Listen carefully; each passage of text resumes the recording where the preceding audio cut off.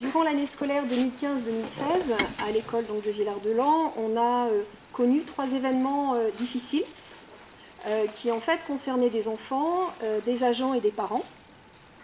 Donc du coup, avec Laurence Borgrave qui est élue aux affaires scolaires, moi-même, je suis élue des ressources humaines et puis la responsable du service scolaire, on s'est dit comment on peut mieux comprendre cette situation, comment on en est arrivé là. Et puis, quelles solutions on peut proposer pour pour aider nos agents, parce que nous en sommes responsables directement, vos enfants aussi, et puis les parents à mieux vivre, vivre ensemble, entre guillemets, ou se comprendre. Du coup, on est parti des besoins des agents, des situations qu'ils rencontraient et de la demande qu'ils pouvaient avoir. Ensuite, on a fait 4 consultations, on a rencontré 4 intervenants ou intervenantes potentielles. Et puis, quand on a rencontré Madame Riffi, eh bien, on a, dans sa démarche, elle nous a vraiment plu. On s'est dit, mais c'est une personne comme ça qu'il faut pour cette formation qu'au départ, nous, on a prévue pour les agents. Une formation qui est sur, on va dire, la communication bienveillante, mais qui est un petit peu plus précise par rapport aux besoins des agents. Voilà.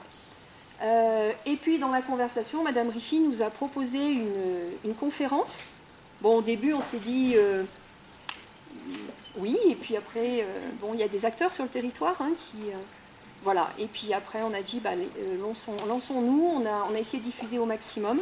Voilà, mais au départ, ça partait vraiment d'un problème qu'on avait avec notre personnel, les enfants et les parents, au niveau de notre école. Donc je souhaitais vraiment le préciser. Voilà, puis sinon, ça me fait plaisir de vous voir aussi nombreux autour de cette question en tous les cas. Je passe la parole à Laurence. Bonsoir à tous, je suis vraiment aussi ravie que vous soyez aussi nombreux ce soir. Donc moi je voulais juste compléter la partie que vient de développer Christine en rajoutant que ce sujet de la communication non violente, le sujet de la parentalité est aussi au cœur des réflexions au niveau de l'intercommunalité, dans le cadre de la commission enfance-jeunesse dont Pascal Moretti fait partie, et également dans le cadre de la conférence territoriale des solidarités, donc dans le cadre du département. Le sujet de la parentalité est un sujet sur lequel nous travaillons actuellement, plus spécifiquement sur les tranches d'âge de 6-11 ans. Et donc, autour de ce sujet de la parentalité, nous sommes bien conscients des difficultés qu'on rencontre à Villard-de-Lans, mais également sur d'autres écoles sur le plateau, concernant la violence verbale, la violence dans les gestes entre enfants, adultes, etc. Donc sachez que c'est un sujet sur lequel tout le monde sur le territoire, les élus, sont bien conscients et sur lequel on travaille et en espérant trouver des solutions et des aides rapidement. Voilà, donc je vous souhaite à tous une bonne soirée et on laisse la parole à Madame Riffi. Merci.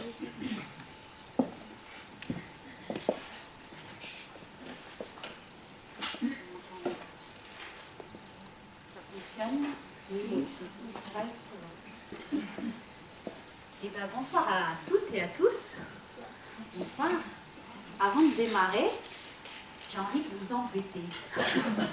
Je vois que dans les premiers rangs, là, les premiers sièges, il n'y a personne. Et moi, je me sens un peu seule, là. Je me dis, les gens au fond, là-bas, je ne vous vois pas. Vous voyez, moi, je ne vous vois pas. Et en communication, la base de la communication, c'est le regard. C'est de pouvoir vous voir aussi pour parler avec vous. Donc, je vous invite, si vous voulez bien, passer devant et remplir les trous. Hein, remplir les puzzles, comme ça on est ensemble. Merci de votre soutien.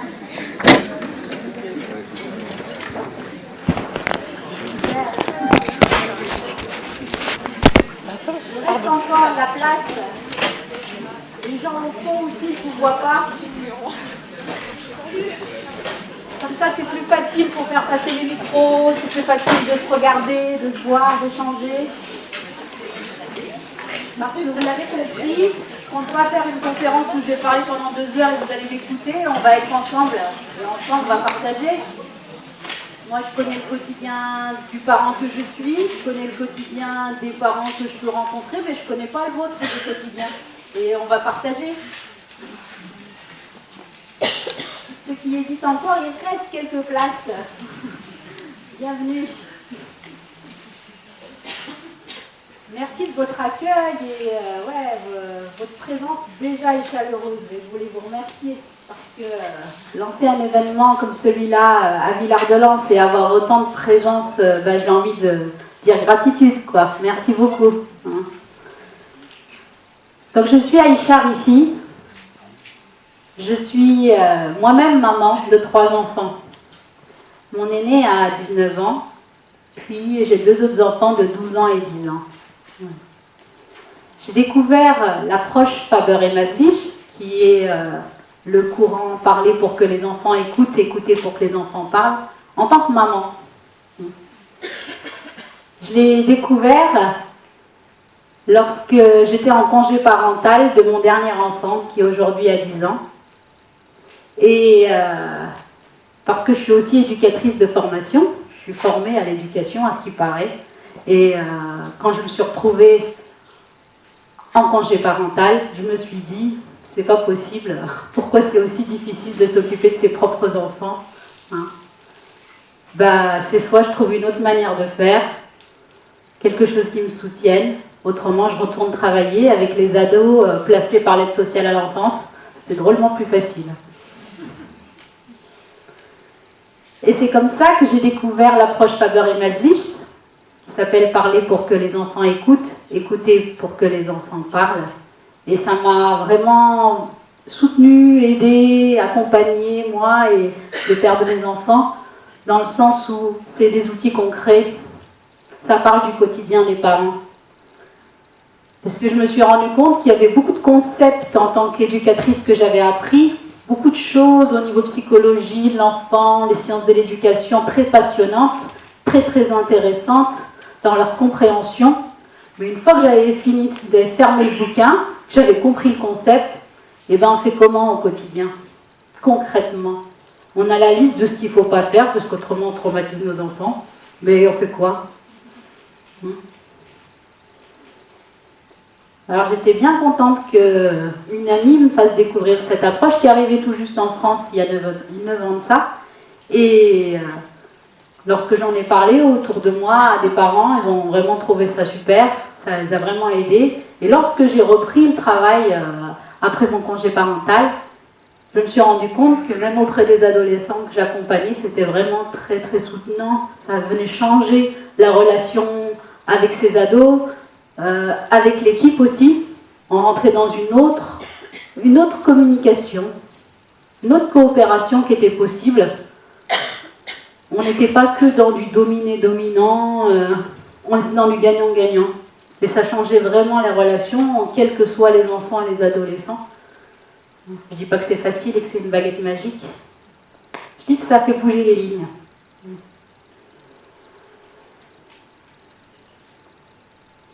C'est pas facile et c'est pas magique parce que la communication, ça s'apprend. Par exemple, qui d'entre vous a appris à conduire une voiture? Sait conduire une voiture? Il sait le faire. 1, 2, 3, 4, 5, 6, 7, vous êtes nombreux. Hein? Qui a appris une langue étrangère à sa langue maternelle? Ah ouais, vous êtes super nombreux aussi. Encore là-bas au fond. Ouais.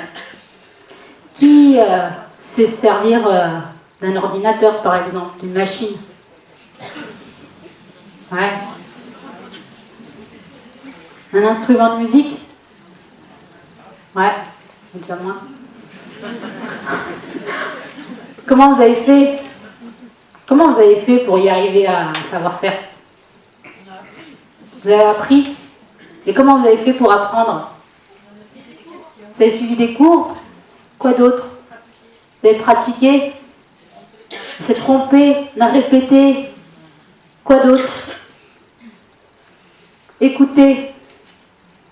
Est-ce que vous êtes arrivé en une fois en allant à une conférence? Non? Vous avez mis du temps, il y a des fois vous aviez envie de tout envoyer balader, non? Et puis vous avez persévéré, vous étiez déterminé à y arriver. Parfois vous avez été soutenu par vos proches.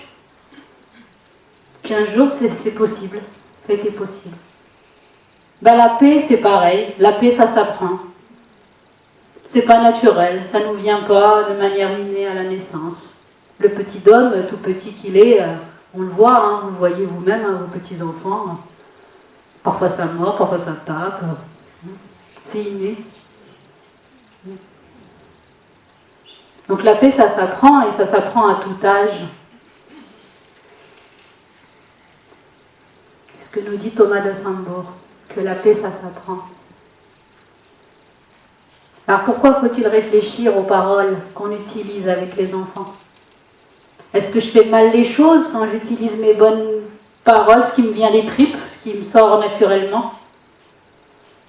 Non, je fais pas mal les choses, du tout. Mais des fois, je peux me rendre compte que des paroles simples, des paroles vraiment, on se demande pourquoi ça finit comme ça. On se dit, mais je n'ai rien dit. Pourquoi ça finit comme ça? Par exemple, avec un enfant d'à peu près,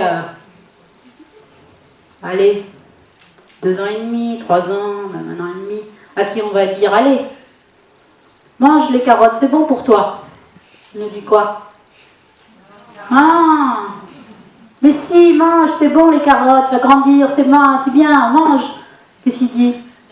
Non, non, je veux pas. Si, il faut le manger, bah si, parce que sinon tu vas... Non, si, non. Ça finit comment? En pleurs, en hurlements, hein? Les Canadiens, ils disent en crise de bacon. Vous savez, le bacon, quand on le met sur le feu, là, il fait comme ça, bah, comme les enfants. Ou bien cet enfant à qui on dit, il neige dehors, mets ton manteau. Il dit quoi? Pareil, comme à Lyon, ils disent pareil là-bas. Ils disent non, pourtant il n'y a pas toujours la neige, ici il y a la neige, ça se voit quand même, non? Il fait froid. Ils disent non. On lui dit si, il fait froid dehors, mets ton manteau. Il dit non, si, non. Qui gagne? Est-ce qu'on gagne? Tout le monde est mal.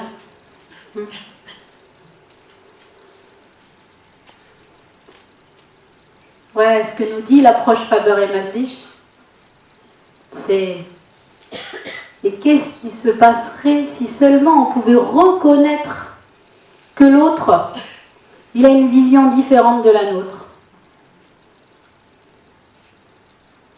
Que cet enfant, il n'a pas le même point de vue que nous à ce moment-là. Juste de le reconnaître. Je ne dis pas qu'il faut le laisser faire, non. Juste de le reconnaître. Un autre exemple, il y a peut-être des parents d'adolescents dans la salle. Il y en a un peu? Ah.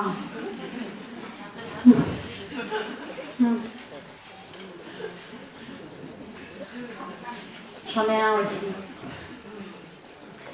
Avec qui on est installé tranquillement devant un bon film là. On disait oh, c'était bien cette émission. Ah, c'était sympa quand même. Hein, c'était pourri. C'était trop pourri. Non, on ne peut pas dire ça quand même. Toi, tu savais comment ils se reproduisent là, les lions? Tu étais au courant, toi? Non, mais il n'y a que toi, quoi. Il n'y a que toi pour regarder des trucs pareils, quoi. Tu saoules. Non, mais attends, tu parles à qui comme ça, là? Allez, dans ta chambre. Et tu claques pas la porte.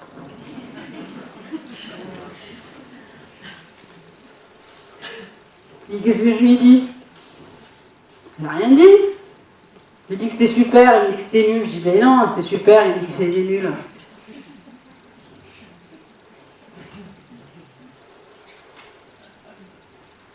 Ouais. Et simplement, qu'est-ce qui se passerait si je lui reconnaissais son point de vue? Si je pouvais lui dire, ok, toi t'as pas aimé. Moi j'ai adoré. Moi j'ai aimé. En fait, moi j'ai pas super aimé, mais j'avais envie de te montrer ça. En fait, moi aussi je me suis emmerdée, mais en fait, je voulais faire avec toi. Moi j'avais ma série à regarder, mais bon, j'ai fait le choix de... C'est d'apprendre des trucs, quoi, tu vois. L'éveil, tout ça, tu vois, c'est mon rôle, quoi. Ben non, on n'a pas dit ça. On lui a dit comment tu me parles.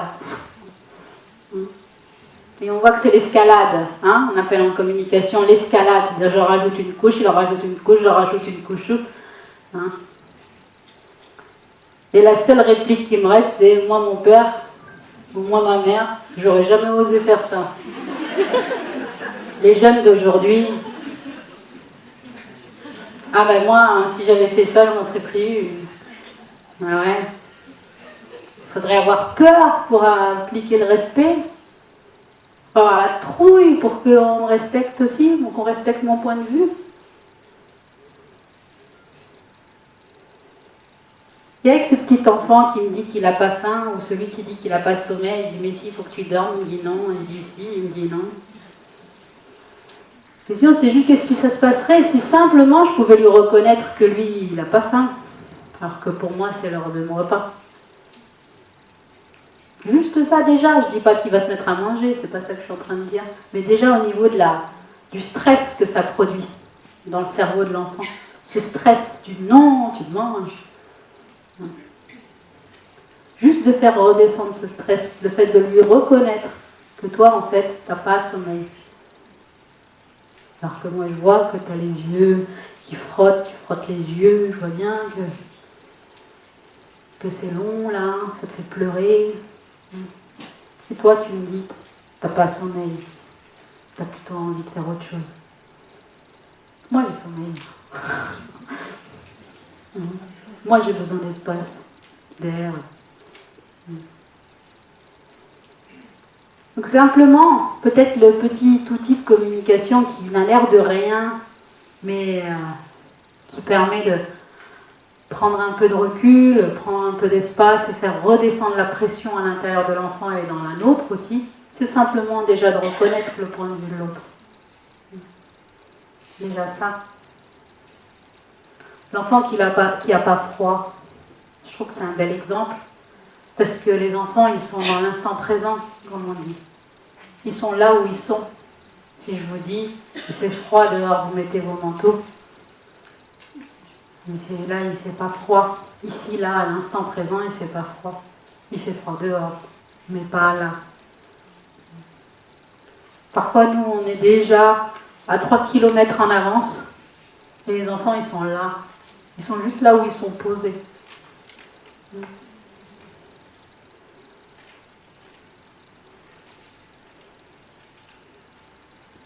Simplement, on voit les décalages qu'on a avec nos enfants. Le décalage de perception, en fait. Donc on voit que le fait de reformuler simplement, en reconnaissant que l'enfant, voilà ce qu'il vit lui, voilà sa réalité, voilà sa vérité, ben ça fait descendre la pression. Ça fait descendre la pression au niveau émotionnel. Hein. On va voir aussi qu'on a d'autres manières de faire redescendre cette pression. Je vais vous raconter une petite histoire, si vous voulez. On va faire un jeu ensemble. Vous êtes partants ? Oui. Je vais vous raconter cette histoire, et cette histoire, c'est la vôtre. On va imaginer que vous êtes toutes secrétaires, et tous secrétaires aujourd'hui, cette heure-ci.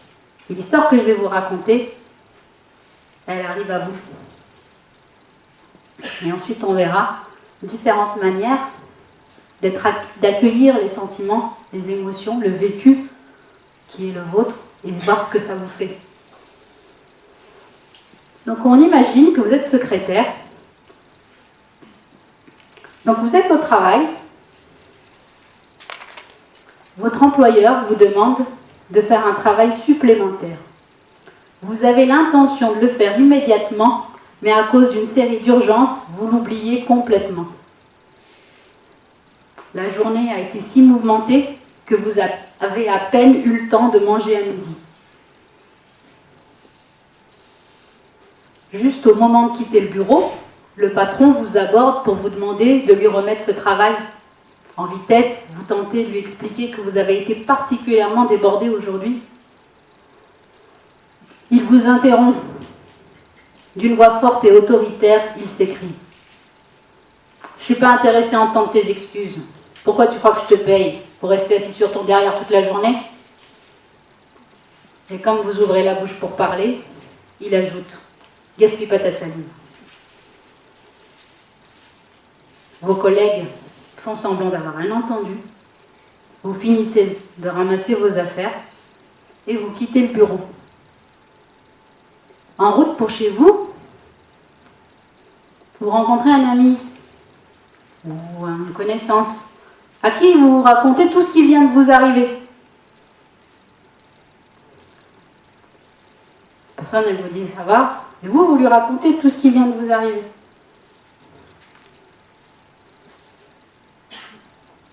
Et la personne qui vous écoute, elle vous répond ça.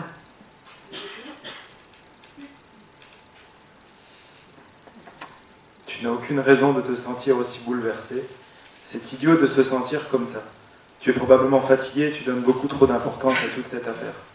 Ça ne peut pas être aussi terrible que tu le dis. Alors, souris. Le sourire te va si bien. Qu'elle vous dit ça. On va essayer de glaner ensemble, de répertorier ensemble le vocabulaire des sentiments et des émotions. Qu'est-ce que ça vous fait quand vous entendez ça?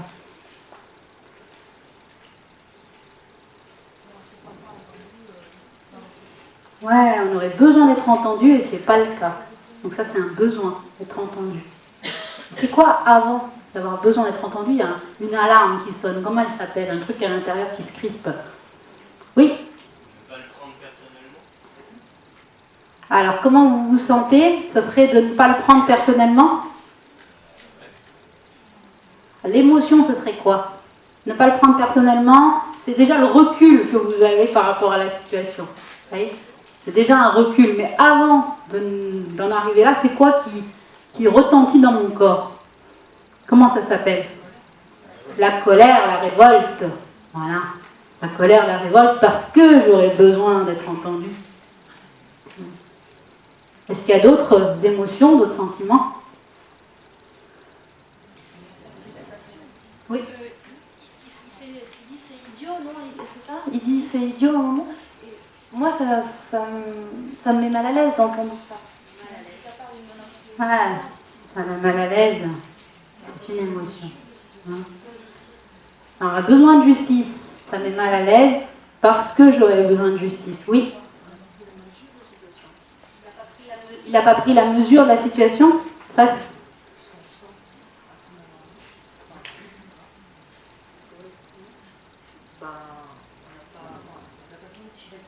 oui. Voilà. La personne qui répond cette réponse-là n'a pas forcément réalisé. Ça, c'est ce qui se passe pour elle. Vous voyez, on se met à réfléchir dans la tête de l'autre, qu'est-ce qu'il pourrait imaginer, c'était quoi son intention quand il m'a répondu ça, pourquoi il a fait ça. Ça, c'est ce qui se passe chez l'autre. Vous avez vu, quand on ne comprend pas, quand on n'est pas entendu, eh ben, on se met à faire tourner le ciboulot sur ce qui se passe chez l'autre. Mais moi, je vis quoi? Moi, qu'est-ce qui se passe chez moi? On n'a pas reconnu sa colère. Il n'a pas reconnu sa colère. Il aurait besoin qu'on reconnaisse sa colère. Ouais, il aurait besoin d'être entendu, écouté. Ok, donc on a des sentiments là qui ont été, on en a quelques-uns déjà. Colère, révolte, mal à l'aise. On a quelques besoins. Besoin d'être entendu, le besoin de justice et le besoin d'être reconnu. On va voir ce qu'on en fait. Oui? C'est comme un déni aussi, non? Ça, c'est l'analyse que je fais de ce qui se passe chez l'autre. Okay? Mais moi, qu'est-ce que ça fait quand l'autre il dit ça? Quand il est dans le déni, si on veut. Mais quand ça résonne chez moi, ce déni, qu'est-ce que ça me fait? Oui? Moi, je me dis que la prochaine fois, j'irai pas raconter ma vie contre toi. Complètement. C'est-à-dire que vous êtes déjà dans des stratégies pour ne pas revivre la même chose. Et vous en êtes arrivé à cette stratégie parce que vous avez ressenti quoi? La tristesse, la douleur. Ouais, je sens que j'ai pas le droit. Alors ce serait quoi le sentiment qui dirait que j'ai pas le droit? Ouais, on aurait besoin de liberté. On aurait besoin, le droit, ce serait quoi du coup? Dévalorisation. On aurait besoin d'être valorisé. Donc on voit que c'est des besoins. Hein? Ouais, on se sent seul. Oui, on se sent seul. Et après, une fois qu'on a ressenti, on a des stratégies. La prochaine fois, je n'irai pas raconter ma vie sur le trottoir. La prochaine fois, je ne raconte pas. Oh, bah, peut-être que ça me fait prendre du recul. Elle a un peu raison. Hein. Donc, ce genre de réponse, c'est ce qu'on appelle la négation de sentiment. La négation de sentiment, ça veut dire qu'on dit à l'autre, tu n'as aucune raison de te sentir comme ça. Ce que tu ressens, c'est pas juste. Ce que tu ressens, c'est faux. C'est pas vrai. Et la plupart des émotions que vivent les enfants, on passe notre temps, et moi je me mets dans le lot, hein, c'est pas facile, à dire à nos enfants que c'est rien, c'est pas grave, tu t'es pas fait mal. Mais non.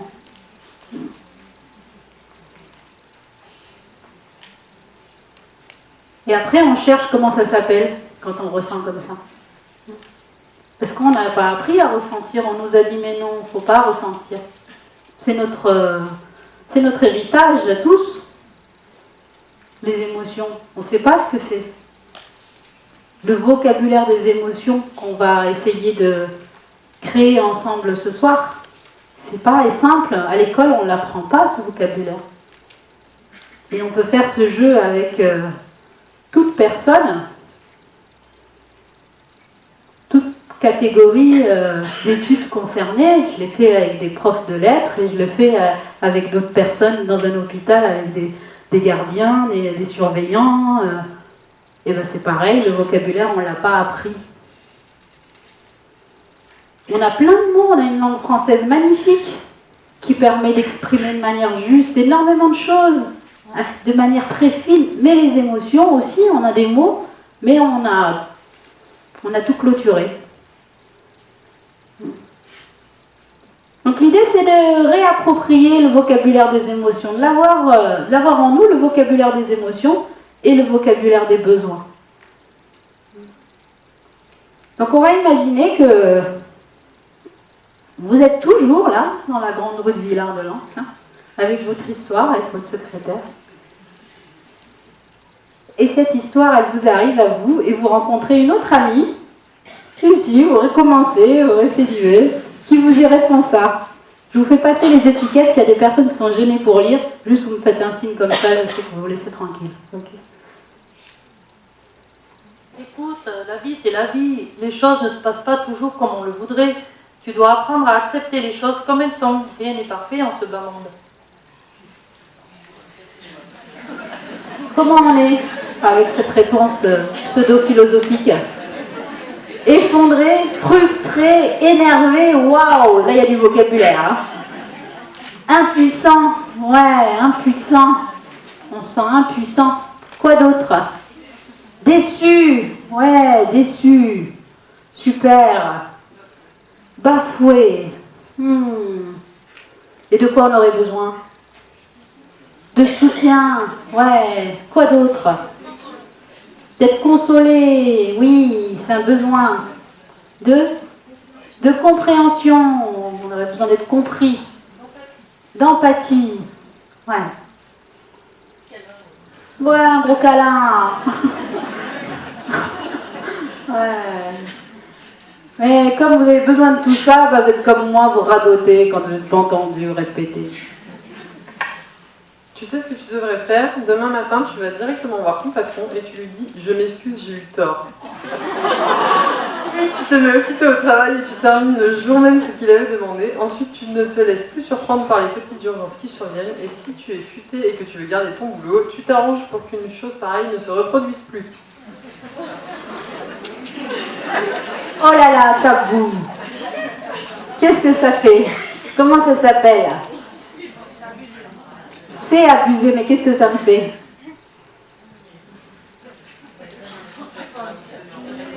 On ne se sent pas à la hauteur. Quoi d'autre? Ouais. Qu'est-ce que ça fait? Ça met en colère? On aurait besoin de liberté, d'air, d'espace, de respect.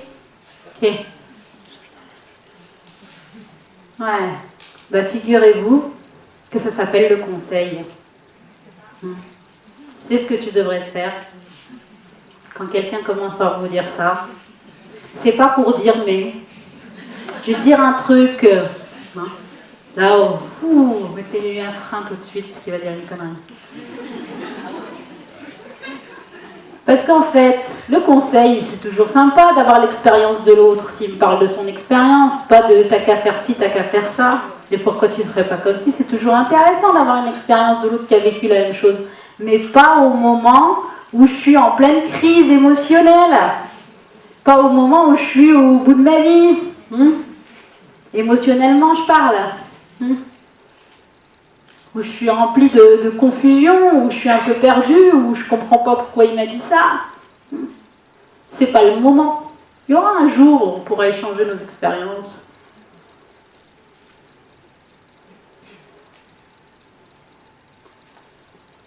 Le conseil. On a aussi... Oui.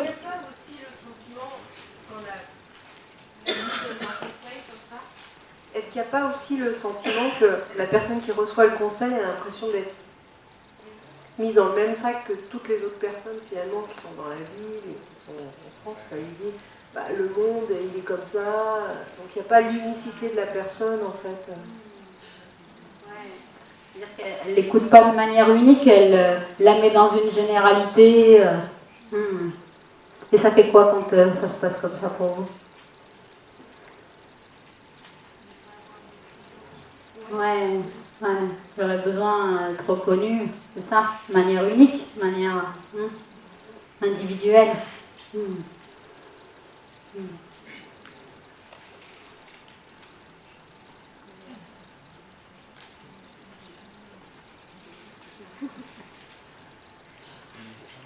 Et tu crois au juste de ces urgences qui t'ont fait oublier une demande spéciale de ton patron?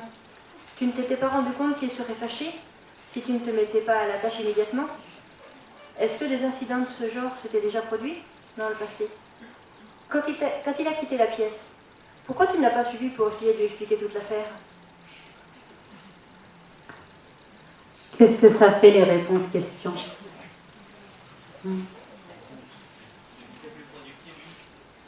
Ça fait gamberger, c'est ça? Ouais, ça fait réfléchir. Donc pour vous, ça fait monter de l'émotion à la tête, du coup ça permet de réfléchir, c'est ça? Un peu? C'est ça. Et pour d'autres, ça fait quoi les réponses questions? Ça donne des regrets? Mais pourquoi j'ai pas fait ça? Ça justifie? Et du coup, ça donne l'impression de devoir se justifier, du coup on se sent comment quand on doit se justifier? Coupable, sur la défensive. Donc on voit qu'avec une même situation, on peut ressentir des choses différentes. Pour certains, ça permet de prendre de la hauteur. Pour d'autres, ça met de la confusion.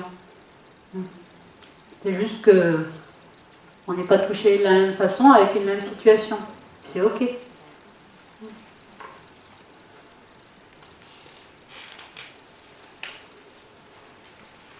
On a celle-ci aussi. Je comprends la réaction de ton patron. Il doit probablement subir beaucoup de pression. Tu as de la chance qu'il ne perde pas patience plus souvent.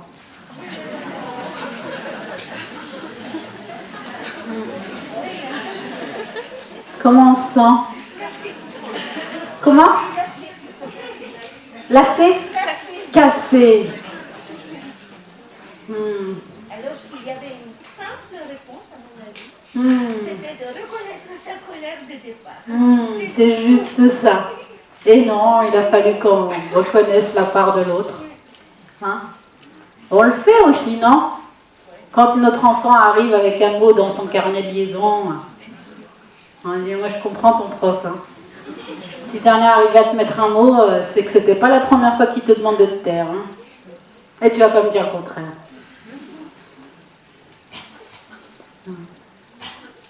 C'est des réactions qu'on a, normal. Ça part d'une bonne intention.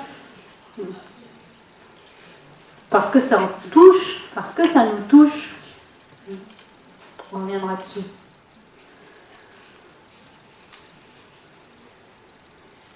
On a aussi celle-ci. Ah, pauvre toi, c'est terrible. Je me sens tellement triste pour toi que ça me donne envie de pleurer. Comment on se sent là? Ça fait rire? Derrière les rires, c'est quoi les émotions? Ça fait du bien? Ouais. Le fait que ce soit excessif, ça fait quoi? C'est lourd? Ouais. Quoi d'autre? Comment? Il va falloir la consoler elle aussi, c'est ça. Hein? Est-ce qu'il y a autre chose? Il y a d'autres émotions qui viennent? On a l'impression qu'elle se moque? C'est ce qu'on appelle la pitié. Quand l'autre rentre dans la pitié, soit ça peut faire du bien, on dit bah, c'est déjà ça par rapport à tout ce que j'ai entendu. Ou bien ça nous fait nous sentir un peu pitoyables à côté de la personne qui souffre avec nous. Hein? On a envie de lui tendre la main en disant en fait ça va moi. Hein. Finalement tout va bien. Tu veux boire un café? Non. C'est lourd. Mais on voit toujours que ça part d'une bonne intention. On va faire travailler un peu les papas aussi.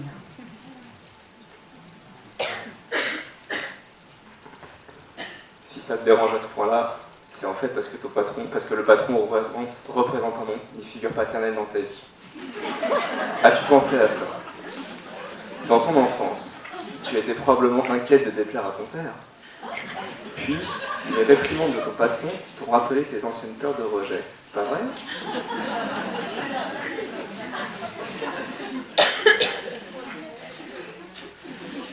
Ah, ça fait quoi? Comment? 50 €, combien je te vends?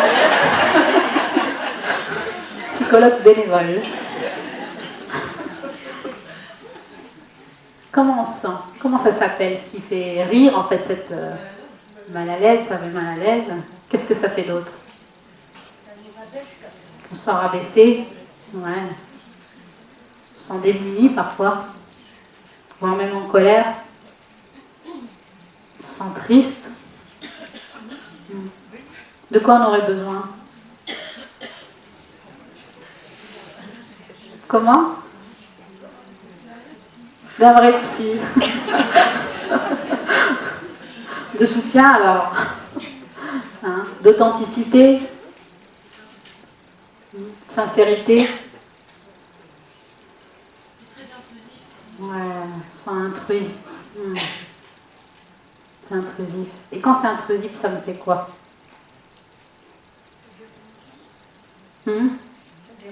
Ça dérange. Je me sens dérangée. Moi, ça me révolte. Hein. Quand on vient gratter trop près de moi, en général, on finit par s'en prendre une. Ça me révolte, c'est un truc... Ouais. Ça part d'une bonne intention. Et on a aussi cette amie... Eh bien, j'ai l'impression que cette expérience a été difficile. Se faire apostropher comme ça en présence d'autres personnes, surtout après avoir subi autant de pression, ça a dû être pas mal difficile à avaler.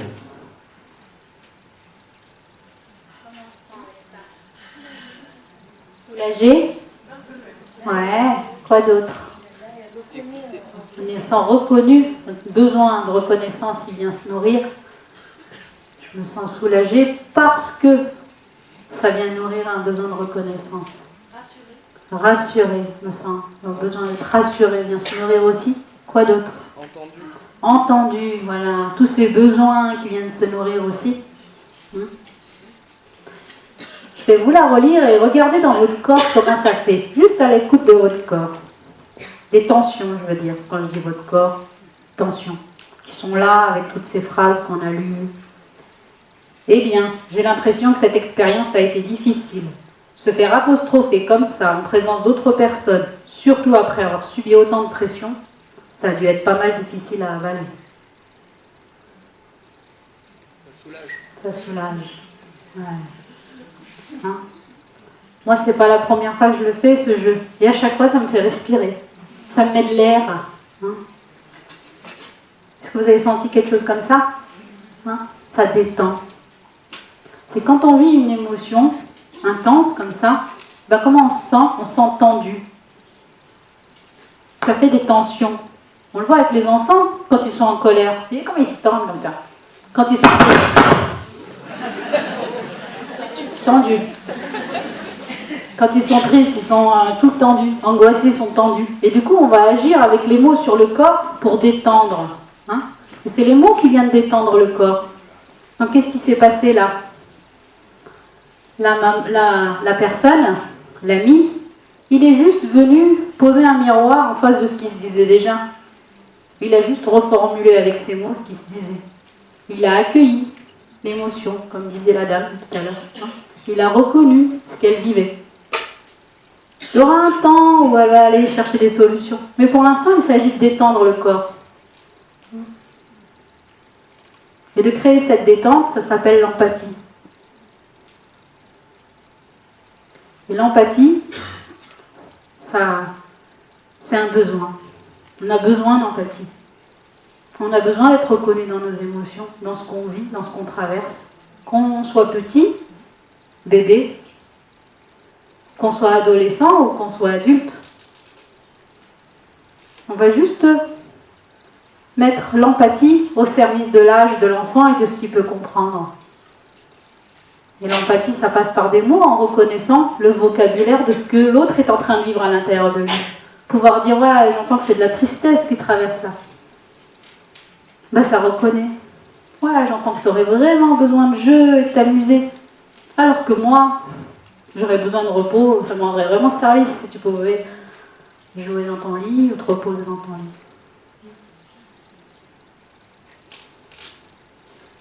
Pourquoi on peut se comprendre par l'empathie? Pourquoi on peut s'entendre par l'empathie? Vous voyez, comme le monde de l'enfant et comme le monde de l'adolescent, avec le monde de l'adulte, on est parfois à des millénaires les uns des autres.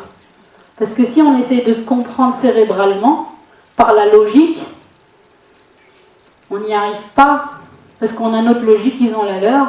Eux, ils sont dans leur monde d'enfants, ils rêvent, ils ont un monde fantastique. Les ados, ils ont leur réalité d'ados, ils ont envie de vivre la vie à plein dedans, ils ont envie de rien faire. Puis nous, on a notre logique d'adulte, qui a peur pour eux, qui est inquiet, qui a envie de meilleur pour eux, qui a besoin que ce soit cadré, structuré, ordonné. Là où eux, ils veulent que ce soit libre.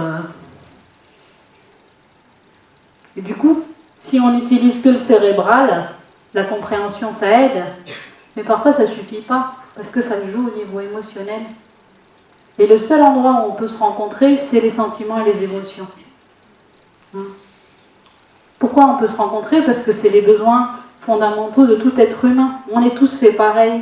On est tous faits de sentiments et de besoins. Donc dire à quelqu'un, ce que je sens,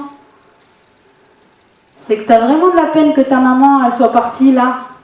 Et que tu aurais bien voulu pouvoir lui faire un dernier bisou avant de partir, si elle est à la crèche ou à l'école, pour un tout petit. Ben, c'est le reconnaître. Et vous pouvez voir ce petit déjà reconnu comme vous l'avez été soulagé avec cette dernière phrase. Ah, tu le voulais ce jouet. C'est celui-là que tu avais envie d'avoir dans les mains. Et on voit le petit qui va jouer à autre chose parce qu'il est reconnu.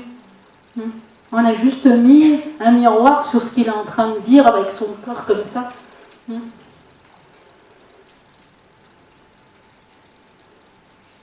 Deux enfants qui discutent dans une classe à qui on dit « Ouais, vous avez très envie de partager, c'est important pour vous de partager. » Et en même temps, moi j'ai à cœur que je puisse vous transmettre ce que j'ai besoin de vous transmettre en mathématiques. Est-ce que ça vous va d'attendre encore un quart d'heure avant le 20 minutes ou quand la grande aiguille est là? Est-ce qu'on les reconnaît? Je ne dis pas que c'est magique, il suffit de pour. Ben non, ce serait trop facile. Mais déjà, ça met en coopération parce que je suis reconnue. Vous disiez les besoins, les émotions, c'est comme les émotions et les besoins. Thomas d'Assembourg, il nous dit, c'est comme une voiture. Quand il y a un truc qui ne va pas dans la voiture, qu'est-ce qui se passe? il y a des voyants qui s'allument. Hein. Une alarme qui dit il manque de l'eau, il manque de l'huile, il manque de l'essence, la ceinture n'est pas mise. Il fait juste ce petit coup de stress comme ça. Pour signifier quoi? Pour signifier un besoin. Pour dire il y a besoin de mettre de l'essence, il y a besoin de mettre de l'eau, il y a besoin d'attacher les ceintures, il y a besoin de sécurité, il y a besoin de nourriture, il y a besoin de repos. Parfois il y a des voitures performantes qui peuvent dire ça. Il y a besoin, voilà. Ben, c'est pareil, les émotions c'est pareil. Les émotions c'est qu'un signal. La colère finalement c'est qu'un signal qui a un besoin, qui a besoin d'être entendu. Et les besoins, on peut imaginer comme si on avait des vases à l'intérieur de nous. On a des alarmes qui sont au niveau de l'émotion. L'émotion, c'est au niveau du plexus. Et en dessous, je sais pas, quand vous êtes mal, vous avez un peu mal au ventre, là, juste en dessous, ben, c'est les besoins. Et l'émotion, elle vient de dire qu'il y a un besoin qui n'est pas entendu, qui n'est pas reconnu. Alors, ça s'active de plus en plus fort quand on ne l'écoute pas, ce besoin. Quand ça fait un moment que je suis sur ma réserve. Par exemple, je dis à mes enfants,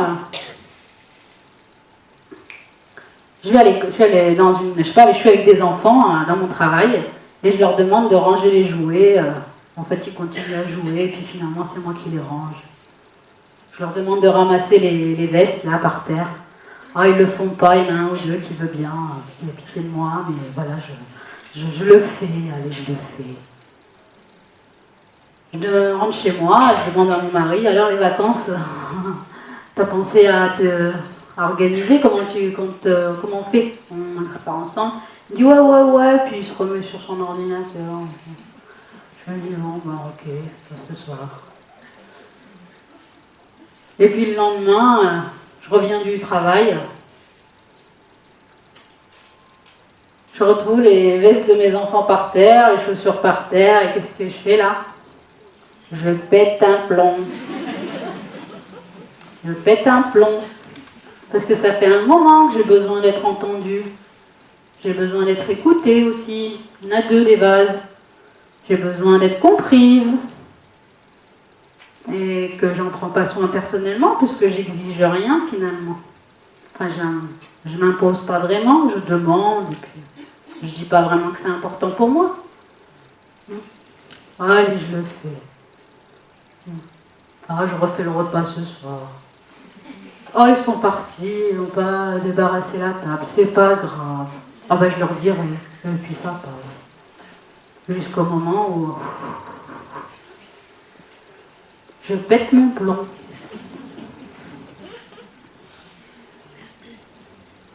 Et je pète pas mon plomb n'importe où, hein. Je choisis où je peux péter mon plomb. Je vais péter mon plomb avec ceux avec qui je sais je peux péter mon plomb. Je m'en veux après, hein. Je me dis pas juste pour eux, les pauvres et tout. Après, je me culpabilise. Et le lendemain, ça recommence. Oh, excusez-moi. Allez, je vais le faire. Ah, je suis vraiment désolée. J'aurais pas voulu qu'elle parte toute seule. Et ça recommence. Mais mon besoin, j'en prends toujours pas soin. Je remplis pas mon besoin d'être entendue. Mon vase, il reste vide, il a explosé et je suis dans l'explosion et je continue à vivre comme ça. J'en prends pas soin. Je demande rien vraiment. Je vis avec. Je supporte. Du coup, je pète les plombs régulièrement et je m'excuse régulièrement. Mais rien ne change. Ça vous parle, il n'y a que moi.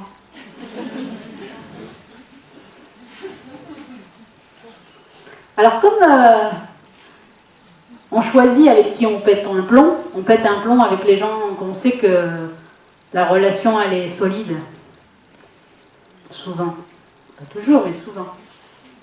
On choisit inconsciemment avec qui on va péter un plomb. Et bien les enfants c'est pareil. Je ne sais pas si vous avez vu vos enfants, enfin vous avez vu, vous savez très bien, mais moi-même, que quand vous allez les chercher à l'école, vous allez les chercher à la crèche, au moment où vous allez les chercher, ils pètent leur plomb aussi. Et tout le monde dit, mais qu'est-ce qu'ils ont? Ils étaient bien jusqu'à maintenant. Ils sont bizarres, les parents arrivent et... Si on se met à interpréter, on commence à se dire, mais c'est bizarre, ces parents, ils n'ont pas d'autorité, pas du tout. C'est juste que l'enfant, il sait que tout ce qu'il a gardé en lui toute la journée, toutes les petites frustrations qu'il a accumulées, il a gardé, il a fait avec, il a joué le jeu de la collectivité, c'est normal. On va pas se mettre à... Hein, il fait avec, c'est complètement, il sait faire, il a appris. Mais quand son parent il arrive, ben c'est avec lui qu'il va pouvoir tout décharger. Parce que l'amour inconditionnel, on l'a que avec son parent, que avec ses parents. Je sais que si je pète un plomb avec ma mère, le lendemain elle va m'aimer encore, elle m'en voudra plus, voire même elle s'en souviendra même plus, quoi. Si je passe ma journée à péter un plomb avec l'assistante maternelle, avec la maîtresse et tout, elle va pouvoir me donner de l'écoute. Mais à force quand même, elle va me dire oh. Et même si elle ne me le dit pas, le lien n'est pas le même, je ne vais pas me permettre. Et à 25, on prend aussi sur soi, c'est normal. Il y a les autres, on fait la place à tout le monde aussi. Une forme de maturité. En tout cas, ça explique, moi ça m'a beaucoup aidé de savoir ça, que quand l'enfant, quand le parent il arrive, eh ben c'est pour nous quoi, c'est cadeau. Parce qu'il y a la confiance, il y a de l'amour, il y a tout ça. Sinon, ce ne serait pas possible. On se sent aimé, voilà. Oh là là, tout cet amour, tout ça pour moi.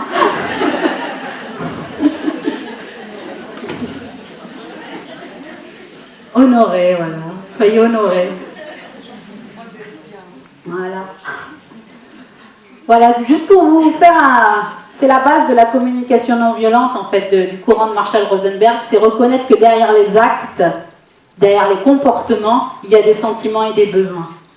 Que si on regarde que les actes, on fait travailler notre cerveau qui patine et qui se met à inventer des raisons pour lesquelles l'enfant agit comme ça. C'est parce qu'il est comme ci, c'est parce qu'il est comme ça, c'est parce qu'il cherche, c'est parce qu'il cherche, non. Alors que si on descend un peu, et qu'on se dit, c'est quoi son sentiment? C'est quoi son besoin? Bah du coup, on accède à la réalité, en fait, de ce qu'il vit. Mais c'est pareil pour nous. Si moi-même, je ne prends pas soin de mes besoins, comment je vais faire pour accueillir ceux de mes enfants? Si je n'ai pas le vocabulaire des sentiments, comment je vais faire pour m'accueillir moi-même? Si je ne sais pas ce que je suis en train de vivre? Comment je peux dire à mes enfants que je suis un peu agacée là, ou je suis vraiment énervée de voir les chaussures qui traînent devant la porte, alors que ça fait 3 fois que je demande qu'ils soient rangés?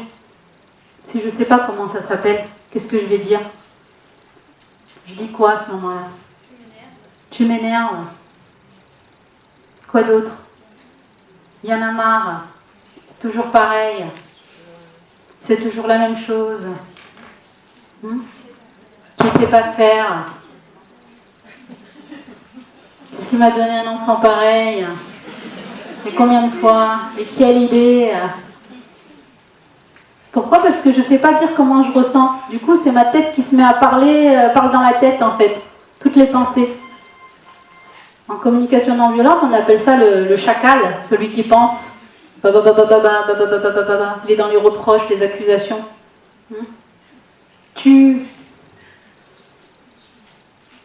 Tu as fait ci, tu as fait ça. Le tutu qui tue de Salomé. Vous connaissez? Quand on dit à quelqu'un tu, qu'est-ce qu'il fait? Qui a fait ça? Tu as fait ça. Qu'est-ce qu'il dit l'enfant? C'est pas moi. C'est pas moi. Pourquoi il dit c'est pas moi? Parce qu'il veut pas se faire gronder. Ouais, parce qu'il veut pas se faire gronder. Vous essayez avec les adultes, c'est pareil. On dit t'as pas fait la vaisselle, ils répondent. Ça met sur la défensive, du coup, de manière instinctive, comme des animaux, ben on se protège. Si on m'attaque, je me protège. Mais non, c'est pas moi. Mais non, c'est pas... Je suis à justifier et à me défendre, en fait. Je suis accusée, je me défends. C'est viscéral. Après on se prend la tête, on se dit tu vois bien, je t'ai vu les mains dedans, tu vas pas me dire que c'est pas toi. Mais non, c'est pas moi. Mais comment tu peux dire c'est pas moi, je t'ai vu. T'es là, regarde, tu l'as dans la main. Et du coup, l'approche Faber et Maziche, elle propose de sortir du tu pour parler de l'acte. Au lieu de dire tu as fait ci, on pourrait dire je vois des chaussures au sol. Dire ce que je vois. Et parler de l'acte. Au lieu de dire tu as pas fait tes devoirs, on pourrait dire je vois un cartable encore dans l'entrée, le carnet de liaison qui n'est pas sorti. Parler de l'acte et non pas du tu de l'enfant. Il se sent moins sur le besoin de se défendre du coup. Et du coup, on évite de rentrer dans l'escalade. Tac, tac, tac. Hein? Il me répond, je lui réponds plus. À qui a le dernier mot? Un vrai débat. Et les chaussures sont toujours à l'entrée. Alors Faber et Maziche, ils parlent de la coopération. Dans l'idée de la coopération, c'est sortir de l'obéissance pour aller vers la coopération. C'est quoi la différence entre l'obéissance et la coopération? La volonté de faire, la coopération. Hein? Et l'obéissance, c'est quoi? Le rapport de force. Le rapport de force. Ouais. Quoi d'autre? La soumission. La hiérarchie, le pouvoir. Le plus fort et le plus faible. Ok? C'est important que les parents soient forts. Que les enfants, ils sentent que les parents sont plus forts parce que ça, ils se sentent protégés, ils se sentent en sécurité. Hein? Si on était vraiment au même niveau que les enfants, bah, ça leur ferait peur. Ils disent, oh là, mon père, moi je le vois grand, fort et costaud, capable de tout. Et là, non, en fait, il est aussi petit que moi. Non, ça ferait peur, c'est important qu'ils sentent que... Hein? Mais si on a de l'autorité, si on fait preuve d'autorité, c'est important aussi l'autorité. C'est pour protéger nos enfants, pour les mettre en sécurité. On n'a pas de raison de faire preuve d'autorité au-delà de ça. Mais ça ne veut pas dire qu'on n'a pas de règles à la maison. L'autorité bienveillante, c'est la capacité à formuler des demandes claires, tout en... Il y a des demandes qui sont clairement celles-ci, c'est-à-dire il y a des règles qui ne changent pas à la maison. Tous les soirs, on va se coucher, comme ça. Il y a des fois, on fait la fête. Tous les matins, il se passe ce qui se passe. On a des rituels, on a des choses qui se mettent en place. Donc, on a des règles comme ça qui sont... qui ne bougent pas. Mais de les savoir, est-ce que nous, on est capable de dire quelles sont nos règles quotidiennes? Est-ce que c'est bien clair pour nous, nos règles? Est-ce que si je fais la liste de toutes les règles que je demande à mes enfants, tout ce que j'attends de mes enfants, en fait, dans une journée ordinaire, est-ce que c'est bien clair pour moi qu'ils le savent? Ou bien ça fluctue selon l'humeur, les moments, la période. Pourquoi pas, hein, il y a les vacances, il y a les week-ends. C'est juste que si moi je sais pas sur quel pied danser, si je suis chez quelqu'un par exemple, ou si je suis chez moi, ben, je sais pas comment je vais être mangée le matin, je sais pas quelle va être la règle, du coup la règle je peux la négocier 15 000 fois, puisqu'elle peut changer. Elle peut se transformer. Un jour on a le droit à la télé, le lendemain on n'a pas le droit. Il n'y a pas vraiment de raison en fait, il n'y a pas vraiment de logique. Du coup c'est discutable. Du coup, ce que dit Faber et Maziche, c'est qu'il n'y a pas de règles à donner. Moi, je n'ai pas de règles à vous imposer ni à vous proposer. Chacun fait ses règles chez lui. Et il n'y a rien à comparer là-dedans. C'est vous qui êtes maître de votre maison. Personne, moi je ne peux pas vous dire que si c'est bien ou si c'est mal, et personne n'a à le faire d'ailleurs. C'est juste, est-ce que c'est suffisamment clair pour vous déjà? Est-ce que vos règles sont claires avec vous-même? Et est-ce qu'elles sont claires pour vos enfants? À partir de là, quand les règles qui sont juste pour nous, elles ne sont pas forcément discutables avec les enfants tout le temps, pas du tout. Il y a des règles qui permettent que ça roule. Ben, l'enfant, il sait qu'à 8h machin, il va mettre ses chaussures, à 8h machin, il va prendre son petit déj, hein, ça se passe comme ça, hein. Ça aide, c'est pas obligatoire, ça peut être autre chose. Du coup, il y a des habiletés qui s'appellent donner de l'information. Donner de l'information, c'est informer les enfants de comment on fonctionne. Quand on a fini, moi chez moi en tout cas, ça ne marche pas forcément tous les jours, hein, mais pas non plus. Quand on a fini le petit-déj, on range la table. Comme on le sait, la dernière partie, on range la table. Mais si je la tiens régulièrement, je suis sûre que ça rentre dans les habitudes. Si moi-même, je suis dans une période, ça peut arriver, hein, moi-même je survole ce qui se passe à la maison, et ben, du coup, c'est un bel indicateur pour dire qu'il n'y a plus personne. Il n'y a plus de pilote dans l'avion. Et chacun a ses règles. Il y en a pour qui ça va être la chambre à coucher. Moi, je m'en fiche un peu, la chambre à coucher. Du coup, il n'y avait pas vraiment de règles installées là-dedans que de temps en temps. Et du coup, on voit que tant qu'on est ancré dans nos jambes, dans notre corps, qu'on est présent, et ben ça roule. Et dès que ça fluctue, ben ça bouge. Et c'est la vie, en même temps. C'est la vie. C'est ça aussi la vie. On n'est pas tout le temps linéaire et toujours pareil. Mais c'est seulement, en globalité, est-ce que mes enfants ont l'information de comment je fonctionne, ce qui est important pour moi. Parce que c'est moi le pilote de l'avion. On n'est pas plusieurs à piloter, même dans la coopération. Mais parfois dans l'avion, eh ben, ça revendique des trucs. Hein. Parfois ça roule pas. Parfois l'équipage n'est pas d'accord. Le passager il veut aller aux toilettes alors que ça conduit, juste comme ça. Ben là, il faut discuter, quoi. Et c'est là que rentre l'idée de la coopération. Quel pas moi je peux faire vers l'autre et que l'autre peut faire vers moi parce que j'ai fait un pas vers lui. C'est nous les adultes, donc. Donc dans la coopération, il y a des outils très pratiques dans Faber et Masich. C'est par exemple d'écrire ce qu'on voit. Ça marche bien avec les petits. D'écrire ce qu'on voit, pour ceux qui connaissent l'approche Faber et Masich, c'est simplement dire ce que je vois. Je vois une veste au sol, la lumière est restée allumée dans la salle de bain, le lait tourne quand on le laisse sur la table. Que d'écrire tout ce qu'on voit. Et l'enfant, au niveau neurologique, dans les neurosciences, on dit que l'enfant se dit à lui-même ce qu'il a à faire. Moi je décris, et lui se dit à lui-même « Ah, que je vais éteindre la lumière !» Même si c'est pas lui qui l'a allumée, parfois. Ah bah j'ai... C'est vrai que si on l'a fait de manière tous les jours, au bout d'un moment, ça marche plus. Hein. C'est pour ça qu'il y en a plein des habiletés. Merci.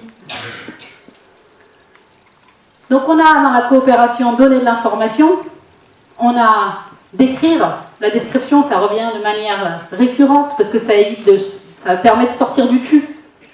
Le fait de décrire simplement ce que je vois. En relevant le tu à laisser la lumière allumée. Donc ça met en place un climat. Je ne dis pas que les enfants sont coopérants, mais ça met en place un climat de coopération. Au lieu de dire qui a laissé encore ça et comment ça se fait que ça fait 3 fois que je le répète. C'est pas tous les jours qu'on dit qu'il faut éteindre la lumière et la salle de bain. D'avoir ce vélo qui parle comme ça, le fait de se décaler en faisant la description, ça permet d'installer déjà un climat. Pour nous, ça fait du bien. C'est reposant. Parce que d'avoir ce vélo qui parle comme ça, c'est stressant. Les quotidiens, c'est barbant. Alors que là où on a vraiment à rencontrer nos enfants, c'est dans le quotidien. C'est au réveil, c'est dans les devoirs, c'est dans les sorties d'école, c'est dans les repas, c'est dans ces moments du quotidien. C'est le quotidien, la relation avec nos enfants. On ne crée pas la relation à nos enfants quand on est au cinéma. Assis l'un à côté de l'autre, c'est un plus. C'est un plaisir, c'est un plus. Ça nourrit aussi des besoins de partager, mais on va partager parfois après. On ne crée pas forcément des moments c'est dans le quotidien qu'on a à transmettre des choses. C'est dans les moments où ça frictionne que la communication se crée et la relation se crée avec l'enfant. C'est pas quand on regarde un film ensemble, c'est pas quand Qu'est-ce qu'on fait qu'on aime faire avec nos enfants, parce que justement, ça nous permet de prendre du recul. C'est utile aussi. Mais c'est bien le quotidien qu'on n'aime pas, ce truc routinier qui revient. Et en même temps, on peut en faire quelque chose de joyeux. Je ne dis pas d'en faire quelque chose de joyeux 100%. Ce serait fatigant, ça demande beaucoup de ressources. Mais au moins, allez, 10 minutes par jour. Je me disais 10 minutes de climat de coopération.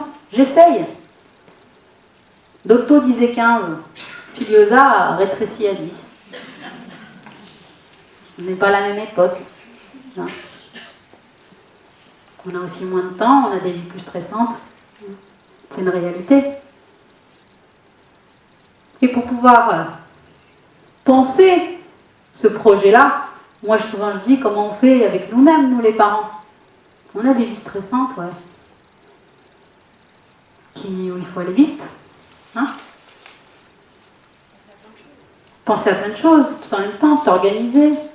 Puis maintenant, avec les super téléphones qu'on a, ça ne sont pas arrivés hier, hein, mais quand même, c'est une génération presque. Et bien, quand on nous envoie un mail, après on nous fait un SMS pour nous dire qu'on nous a envoyé un mail. Hein? Est-ce que tu as reçu mon mail? Tu as lu mon compte rendu? Sérieux? Là, je fais le bain de mes enfants.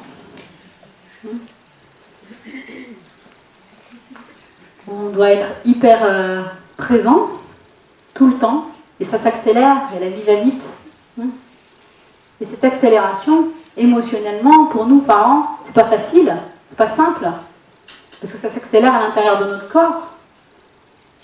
On dit comment on se sent bien stressé. Et justement, j'ai l'impression que pas tout le monde. J'ai l'impression que, certainement pas tout le monde, mais certains d'entre nous ont déjà perdu cette habitude d'exprimer ce qu'on ressent et qu'on ne sait plus le faire. Donc, du coup, on est coincé dans cette situation. Oui, ce que je veux dire, c'est qu'on ne sait pas exprimer ce qu'on ressent. Ouais. Ouais, ce que je disais tout à l'heure sur le vocabulaire des émotions, c'est qu'on ne l'a pas appris, et nos parents aussi ne l'ont pas eu. Il y a très peu de parents qui savaient faire, qui avaient cette intelligence émotionnelle. C'est une intelligence. On ne prend pas le temps d'écouter de notre corps, parce qu'on est dans le faire aussi. Hein. Puis il faut rappeler l'histoire. Alice Miller, dans son livre « C'est pour ton bien », elle rappelle bien cette histoire. Comment on apprenait aux parents à calmer les émotions de leurs enfants quand ils étaient petits, en 1800 et quelques?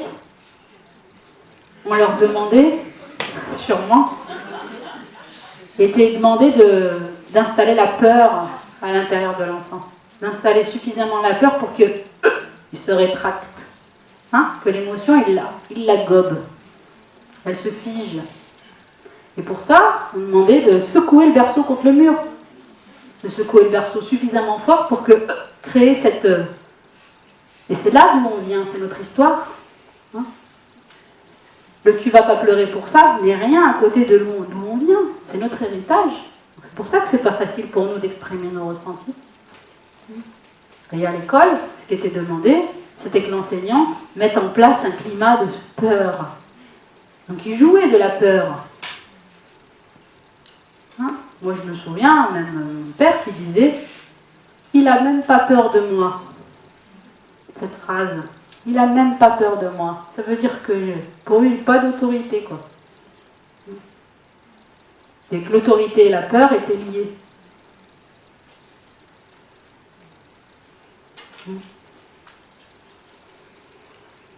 Donc oui, on vient de là, c'est notre histoire, et du coup, exprimer ce que je ressens, dire comment ça s'appelle, c'est une nouvelle ère. C'est un nouvel ère qui nous arrive depuis moins de 15 ans en France, en tout cas. Le courant des Canadiens arrive chez nous par ce biais-là, des intelligences émotionnelles, des intelligences du vivre ensemble, c'est nouveau. Oui. Alors, je suis enseignante à Villard-de-Lans et je voulais dire qu'il y avait un espoir dans les nouveaux programmes 2016 qui nous demandent d'aborder les émotions avec les enfants. Voilà, et ça c'est vraiment nouveau parce que j'étais récemment à une conférence de Thomas Dansembourg qui n'étaient pas au courant non plus que c'était dans le nouveau programme. Voilà, donc il y a de l'espoir. Oui, c'est dans les nouveaux programmes et notamment tout un travail autour de l'estime de soi du tout petit, qui sont dans les nouveaux programmes, reste maintenant à former les enseignants et mettre les moyens aussi pour les former. Hein. Mais complètement, c'est dans les programmes, même au collège, il y a des choses qui sont dans les nouveaux programmes en place, complètement. Hein.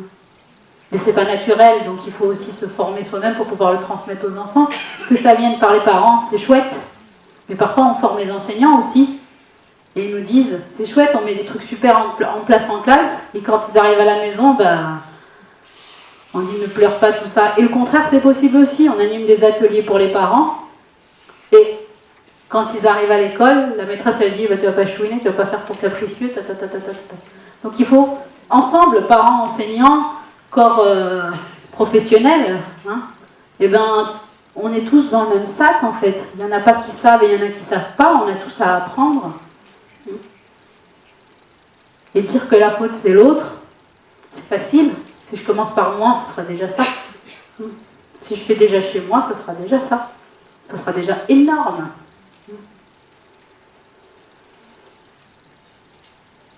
Dans la coopération, il y a un chapitre dans Faber et Maslich qui s'appelle « Remplacer la punition ». Parce que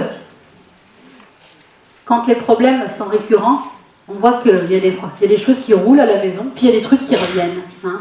Je ne sais pas si ça c'est pareil chez vous. C'est tout le temps pareil. Il y a des choses qui reviennent. Et il y a des problématiques sur lesquelles on dit « je l'ai puni, j'ai fait preuve d'autorité, j'ai marqué le coup, je l'ai puni ». Il a frappé sa sœur, elle n'avait pas le droit de dessert. Il a frappé sa sœur, elle n'avait pas le droit de télévision. Il a poussé son copain à l'école, il n'avait pas le droit de... Et on voit que la plupart du temps, ça fonctionne? Non. Pourquoi ça ne fonctionne pas? Il a fait un genre de chantage, on n'a pas reconnu ce qui était avec son copain. On n'a pas reconnu ce qu'il y avait derrière ce comportement. Exact. Donc on en revient à notre outil d'empathie. Mais encore. On n'a pas parlé de la loi qui interdit de frapper. Ouais, on n'a pas parlé que on ne se frappe pas. Chez nous, on ne se frappe pas. À l'école, on ne se frappe pas. Ouais, rappelez la règle comme une règle de base. Ok. Mais c'est aussi, tout est juste. Hein. Et ce que dit en plus Faber et Maslich, mais pas que Faber et Maslich, c'est aussi dans les courants, dans les formations d'éduc, on fait la différence entre sanction et punition. Dans le courant canadien, ils font la différence entre punition et conséquence. Ça me parle plus, punition et conséquence, même si on parle de la même chose. C'est-à-dire qu'il n'y a pas de lien. Il n'y a pas de lien direct entre l'acte et ce que met le parent en face. Parfois, le lien, il vient tout seul. Tu as frappé ta sœur, elle ne veut plus jouer avec toi. C'est une conséquence. Tu as frappé ta sœur, tu vas te poser 5 minutes pour pouvoir faire redescendre. Pas forcément dans un coin, pour faire redescendre. Assis-toi 5 minutes. C'est une conséquence. Les enfants, quand la première fois qu'ils font chauffer du lait, pour les un peu plus grands, un jour, ils font chauffer du lait, et puis le lait il déborde, et ils ont appris, c'est la conséquence. Je fais chauffer du lait, le lait déborde, et la prochaine fois, je sais. C'est ça la conséquence. C'est comment j'apprends par l'expérience. Mais aussi, il y a l'histoire, dans le livre « Parler pour que les enfants écoutent », il y a cette histoire de cette maman qui emmène son fils au supermarché. Et il bouge, et il court, et elle lui dit, elle lui donne de l'info, elle n'en peut plus, elle répète, maintenant, elle y va avec des ordres, elle y va avec la gentillesse, rien n'y fait. Bon, la fois d'après, il veut revenir. Et elle lui dit, qu'est-ce qu'elle lui dit? Elle dit non. C'est une conséquence que ça a un lien. Je vais y aller tout seul. C'est pas tout le monde qui peut, mais peut-être que sur une phase, je vais pouvoir me donner les moyens d'y arriver. Je vais y aller tout seul cette fois-ci. Ah, je vais y aller, allez, s'il te plaît, pourquoi je peux pas venir? Et elle lui dit, dis-moi pourquoi je ne veux pas venir. L'enfant, il sait. Il va se dire à lui-même pourquoi il ne peut pas. Et c'est parce qu'il y a un acte de poser qui est en lien que les limites s'installent à l'intérieur du corps. Parce que parfois on veut poser des limites juste cérébrales. Ça ne marche pas, les limites on les pose dans le corps. Et là il peut être frustré, on est d'accord. Il peut même pleurer, il peut être triste. Il peut dire ouais j'entends que tu es triste. Et moi j'ai besoin de me respecter. Il y aura plein de fois où tu viendras avec moi. Mais pour l'instant je vais être tranquille, je vais être sûre que je vais faire mes courses tranquillement. Elle ne dit pas tu l'as bien cherché. Et t'as cru quoi? J'allais pas m'en souvenir. Hein, à jouer le gagnant. Quand on jouait à gagner, qu'est-ce que font les enfants la plupart du temps? Ils perdent. Ils veulent gagner aussi. Donc, ils trichent. Hein, ça veut dire que ça crée de la vengeance. Je ne sais pas si vous vous souvenez des punitions que vous avez reçues quand vous étiez enfant. On a deux caractères souvent avec l'obéissance. C'est soit ça forge des caractères soumis, soit ça forge des caractères rebelles. Hein, soit on est super sage, on ne bouge pas, on est premier de la classe, on est gentil, tout ça. Ou bien on est premier de la classe à la maison, on est tout gentil, puis à l'école, on retourne l'école, quoi. On se dit, ah bah c'est les parents. Alors que les parents sont super stricts à la maison. Ça roule. Ils ont une éducation bien... Et en fait, à l'école, le gamin, il se lâche, il retourne, il parle mal aux enseignants, il parle mal aux absents. Je dis, mais c'est pas le même que vous me parlez. Non, c'est le même. On dit, mais que font les parents? Ils n'ont pas donné d'éducation à cet enfant? Et si? Ils n'arrêtent pas, c'est ça le problème. Ou bien on a le contraire. On a des enfants, plus on les punit, plus eux, ils se vengent. Ils vont faire pire, et encore pire. Et on a enlevé plein de choses. On leur a enlevé la déesse, on leur a enlevé les copains à la maison, les goûters, les desserts. Ils vont se coucher avant tout le monde. Ils n'ont même pas le droit d'aller au cinéma. Tout est retiré. À un moment donné, moi je l'ai vécu, hein, je peux vous dire. Hein. On se dit, qu'est-ce qu'il me reste à lui retirer à part la vie? J'ai tout enlevé.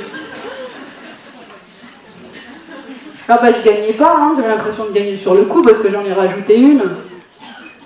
Hein, on est sur un ring en fait. Il dit rien, mais après il m'en fait encore une plus grosse, quoi. La conséquence, ça permet à l'enfant de prendre les conséquences de ses actes, de les entendre et d'entendre que c'est pas dans un but de lui faire mal, c'est pas dans un but qu'il souffre, parce que dans la punition, il y a cette idée qu'il va souffrir. Il va suffisamment avoir mal pour qu'il s'en souvienne. Il va regretter. Quand la maman elle n'emmène pas son gamin au supermarché, c'est pour se respecter et elle lui dit, c'est pour être tranquille, c'est pour nourrir ses besoins-là.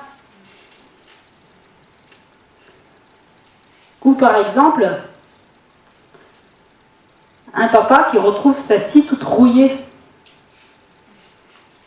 Elle est dehors, par terre, la pluie tombe et personne ne la ramasse. Ça fait 4 fois qu'il la range lui-même. Il n'y a rien à faire. À chaque fois qu'il l'utilise, son fils, il la retrouve comme ça. Alors il le lui dit. Moi, ça m'embête de voir ma scie comme ça parce que j'y tiens. Elle est importante pour moi, c'est mes affaires.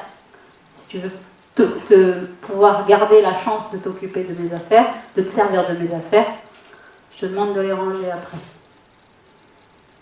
Et il la retrouve encore toute rouillée par terre. On va voir son fils un peu énervé quand même, parce qu'il est énervé, tu ne vas pas faire celui qui est zen quand même. Énervé, on est énervé. Et il lui dit, mais quand tu la laisses rouiller par terre comme ça, c'est parce que tu n'y penses pas, parce que tu t'en fous de moi. D'un coup, il monte dans le traîneau. Il dit, mais non, c'est pas moi, je l'ai blessé là comme ça, nanana. Ok. Alors, il dit, écoute-moi bien. Je vais la ranger. Vous pourrez dire ça. Je vais la ranger. Et ce serait un lien. Parce que je range ma scie et je préserve mes affaires. Il pourrait aussi lui apprendre à la ranger. C'est une stratégie, une conséquence. On va la ranger ensemble. 1 fois, 2 fois.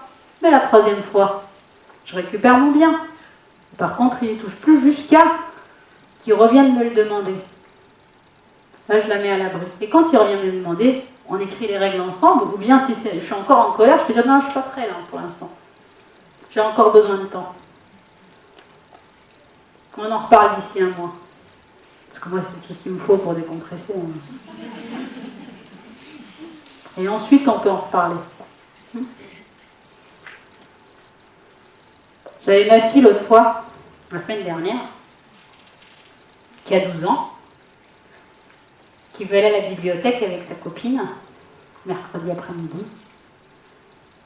Et je dis, ok, quelle heure tu rentres? Ah, à 6h. C'est déjà 2 fois qu'on fait le coup. 6h30, elle n'est pas à la maison. Puis une fois, je lui dis, ça m'embête qu'on se donne un horaire et que tu rentres pas à l'horaire. C'est important pour moi. Savoir que quand on se met en accord, il y a de la confiance, je sais que tu vas rentrer, tout ça. Je suis pas inquiète, hein, je me dis pas que quelqu'un t'a volé, tout ça, non. C'est juste que c'est une question de cohérence entre ce qu'on se dit, c'est tout. Besoin de cohérence. Puis la deuxième fois, ça revient. En fait, j'ai même pas la patience d'attendre une troisième fois. Je dis tout simplement, je suis vraiment, en fait, en colère, en fait. Qu'on se dise 6h, et que je dois appeler la maman pour te demander de rentrer à 6h30.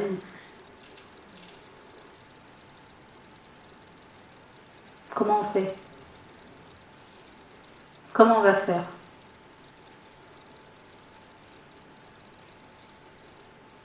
Et c'est elle qui me dit, est-ce que la prochaine fois, tu peux me biper ma copine pour lui dire que c'est bientôt l'heure? Est-ce que tu pourrais m'aider? Et j'étais surprise. Je m'attendais à ce qu'elle me dise, je ne recommencerai pas, c'est promis. Mais elle avait la solution pour elle-même. Parce que quand on joue ensemble, après, moi je m'en souviens pas toujours.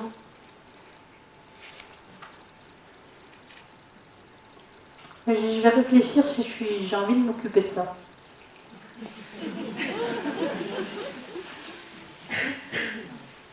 Puis j'ai réfléchi et puis je lui ai dit, ok, on peut dire que je te le dis, à combien? À moins le quart, à moins 10, à moins 5? Ah bah c'est mieux à moins 10, comme ça si on n'a pas vu le SMS tout de suite, ça laisse le temps. Sinon je vais être stressée à me dire est-ce qu'elle a envoyé, est-ce qu'elle a envoyé. Ouais. Du coup je lui dis, est-ce que tu vois une autre solution? Je vois que ça te stresse en fait de regarder l'heure du portable de ta copine régulièrement pour voir si t'es pas en retard. Ah ouais, je pourrais prendre ma montre. Ah ouais. Donc elle avait trouvé 2 solutions. Est-ce que t'en vois d'autres? Ah bah je pourrais demander à la maman de ma copine si elle peut nous aider. Ok. Puis en parlant avec la maman de sa copine, elle lui a dit, bah si tu veux on fait sonner. Avec le portable. Ah bah ouais, tiens. Et je me suis dit, en fait, mon enfant, il l'apprend. Il ne peut pas savoir du jour au lendemain à rentrer à l'heure. Et moi, comme c'est quelque chose que je connais, d'arriver en retard, que j'avais ma mère qui me disait, gna gna gna, on ne peut pas te faire confiance, moi j'étais repartie dans le même schéma, à me dire, ah, elle me cherche à me trouver. Ah ouais, montrer l'autorité. Ah, je ne vais pas laisser passer. Ça serait facile, hein, oui.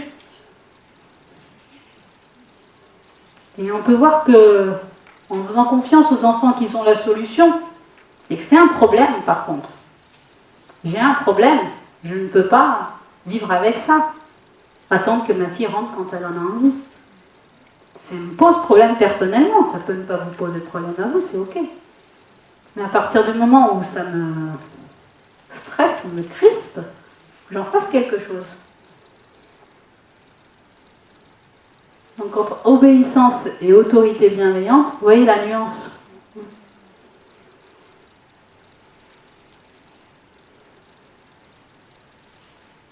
J'avais mon aîné. Vous avez des aînés comme moi, à 19 ans, ou sont bien grands? Il n'y en a que quelques-uns. Il est décalé parce qu'il est plus grand. Il rentre quand on est couché, il mange quand on a fini, il cuisine quand tout le monde dort. sors les casseroles quand je suis en train de rêver.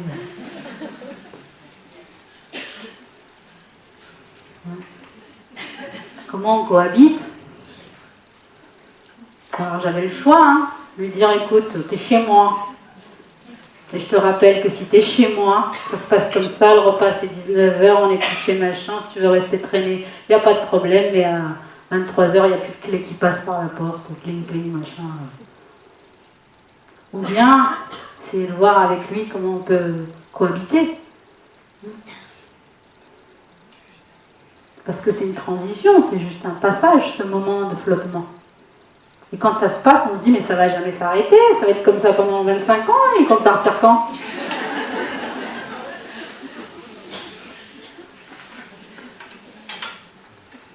Bah, du coup, on a posé des règles ensemble, au début c'était pas évident, puis petit à petit, je dis, écoute, moi, jusqu'à maintenant, c'est toi qui t'occupais de la vaisselle le soir, donc c'est important pour moi que tu continues à participer.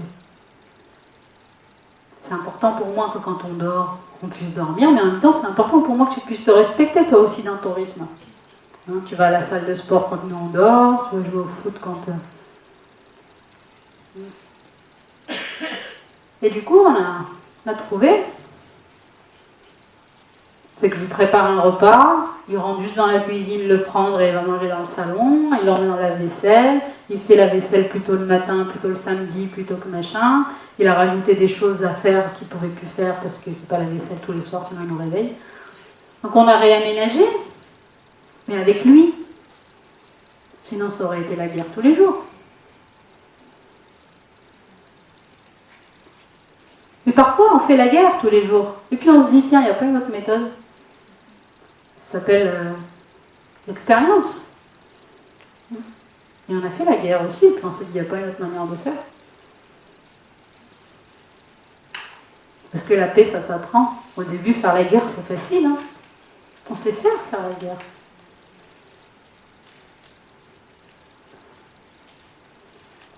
Donc, ce qu'on appelle les conséquences. Et dans les conséquences, il y a quelque chose qui est de l'ordre, c'est vrai, de la négociation. Qu'est-ce que je lâche? En lien avec mes besoins, pas en lien avec le fait d'avoir raison. En lien avec mes besoins. Mes besoins, je les lâche pas. Lui, ses besoins, il ne va pas les lâcher non plus. Mais on va trouver quelque chose. Vous voyez avec les petits-enfants, quand nous, on veut se reposer, ils veulent courir. Quand nous, on a besoin de se poser, ils veulent encore courir. Et nous, on a toujours besoin de se poser, eux, ils ont toujours besoin de courir. Comment on fait avec nos besoins? Eux, ils ont besoin de mouvement, nous, on a besoin de repos. Mais c'est des vrais besoins chacun. Pourquoi les nôtres, ils seront un peu plus importants que les leurs? Ils sont petits, on est d'accord. Quand ils sont petits, ils sont petits. Un enfant qui a besoin de manger et qu'il est bébé, qu'est-ce qu'on y peut?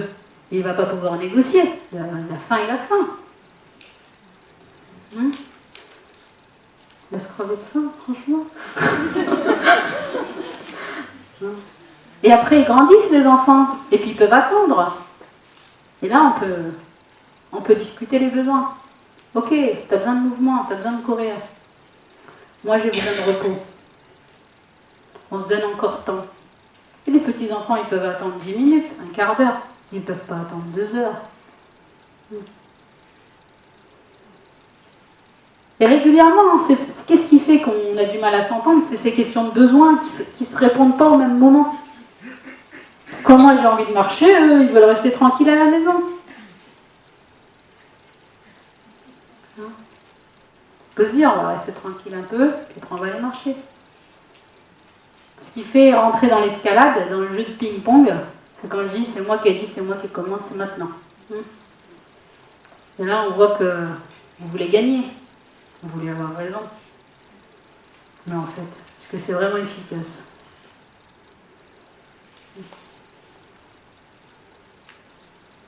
Mais à quoi ça nous mène tout ça? Est-ce que c'est juste pour bien vivre ensemble? Oui, ça permet de bien vivre ensemble à l'écoute de soi, c'est sûr. Le respect de l'autre et le respect de soi-même. Mais ça permet surtout, moi je vois les retours sur expérience des parents qui ont des enfants, qui ont été à l'écoute de leurs besoins, la capacité de les exprimer, et surtout à écouter les besoins des autres, la capacité d'empathie parce qu'ils en ont reçu. C'est des enfants qui se débrouillent dans la vie, qui se débrouillent super bien, qui sont capables de gérer les conflits dans les écoles, dans les classes, parce qu'ils savent faire.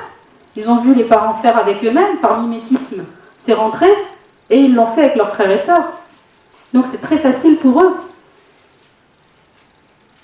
Moi j'ai un enseignant qui me disait qu'un de ses élèves, c'était super. Il lui mettait toujours l'enfant le plus difficile parce qu'il savait qu'il arrivait à le retourner à chaque fois. Parce qu'il arrivait à écouter ses sentiments. Ah oui, t'as pas envie de bosser parce qu'en fait t'as envie de jouer, c'était le foot qui t'intéresse toi. Regarde, il reste plus qu'un exercice. Et il me disait, mais c'est incroyable, même moi j'arrive pas à le gérer ce gamin. Parce qu'il rentrait en opposition complète et puis ils n'ont pas la même place. Là où l'enfant pouvait chercher l'autorité, ben avec un copain à côté ça passait mieux. Ça fait des enfants avec une intelligence particulière pour gérer les conflits, pour négocier aussi. Pas lâcher pour être gentil.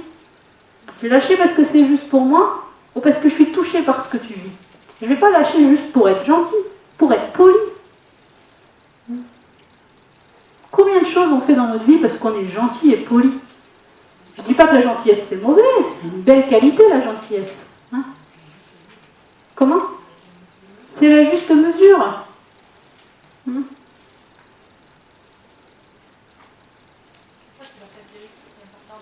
Ouais, la sincérité, c'est ça. Et donc ça développe l'estime de soi. Et dans les programmes scolaires, notamment de maternelle, on parle bien de développer l'estime de soi. Et dans Faber et Maslich, il y a vraiment les outils pour le faire. C'est-à-dire qu'on voit qu'on a tous une capacité à soutenir nos enfants dans leur estime de soi. Comment on fait pour qu'ils aient confiance en eux?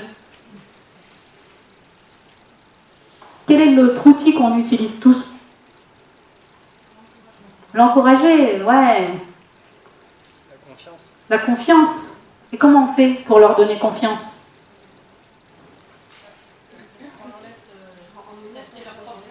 On leur laisse tester leurs propres expériences en ayant confiance en eux. Ouais. Un climat de sécurité. Un climat de sécurité. Ouais, ils savent qu'ils ne sont pas en danger, que tout va bien. Oui. Ouais. On peut se tromper. Il y a le droit à l'erreur. Le je suis con qu'on se répète toute la journée. Oh putain, je suis con. Les enfants nous le disent après. Oh, je suis con. On voit que même pour nous, c'est difficile d'avoir une bonne estime de nous-mêmes. Hein. Et on a le compliment. On a tout ce que vous avez dit, c'est juste. Puis le compliment. Un truc qu'on utilise tout le temps pour valoriser, c'est le compliment. Seulement, on voit que le compliment, il est utilisé souvent à outrance. Notre enfant emmène un gribouillage. Tu sais, il gribouillage des petits-enfants, et qu'est-ce qu'on en dit? Oh, c'est génial, c'est merveilleux. Je le mets sur le frigo. On nous en ramène un autre, on dit waouh, quel artiste, je le mets sur le frigo. Hein? Puis les enfants parfois ils jouent le jeu, hein, des fois, ils disent tiens, moi je te fais un dessin, attends, vous avez vu, petit à petit ils font oh, génial, et puis à 10 ans ils font toujours la même chose. Quoi.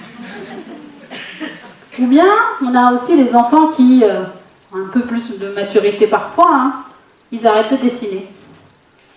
On se dit avec ma mère qui aime bien mes dessins. Je vois bien, moi, quand je vais à l'école, la maîtresse, elle a un peu plus de... Elle me dit, là, tu dépasses. Hein. Je vois bien que mes copains, eux, ils dessinent pas comme moi. Donc c'est pas vrai que je suis un artiste. Une forme d'artiste. Ce que nous dit Faber et Maslich, c'est que tous ces compliments magnifiques, génial, merveilleux, extraordinaires, splendides, vous avez vu, ils sont trop gros, trop énormes. C'est parfait, c'est génial, waouh, bravo, super. Même nous, quand on nous le dit, on dit mais non, ça va. Mais non, c'est pas ça. Hein, on est gênés. Ben, c'est pareil pour eux, démesuré. Du coup, l'outil que propose Faber et Maslich, c'est d'être dans la description, encore. Et de décrire simplement ce que je vois, ce que j'entends et ce que je ressens. Waouh, je vois un dessin avec des traits qui montent, qui redescendent, qui reviennent à droite, qui reviennent à gauche, qui font ratatatatata et qui repartent. Ça me fait penser à peut-être. Hein. Et on peut lui poser la question, comment tu as pensé à faire tout ça? Comment ça t'est venu? Et l'idée, c'est que c'est l'enfant qui va se faire un compliment à lui-même et qui va peut-être se dire, c'est parce que je suis un artiste. Et là, vous voyez, il est regonflé, quoi. Ah, c'est parce que je suis un artiste. Hein. Et quand un compliment il tombe juste, parfois il ne le dit pas à haute voix, il se le dit à voix basse, mais vous le voyez, il se redresse. Et puis surtout, après, il va en faire plein.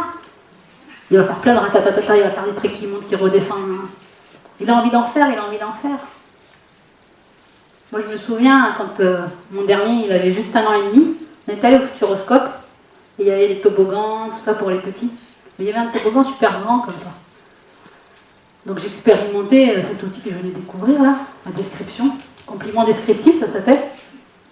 Alors je lui dis, ah, je vois que tu as plié le genou, puis tu l'as monté sur la première marche, et puis tu as plié l'autre, et tu l'as levé, tu as posé le pied sur la deuxième marche, puis tu t'es baissé, je t'ai là à décrire et tout.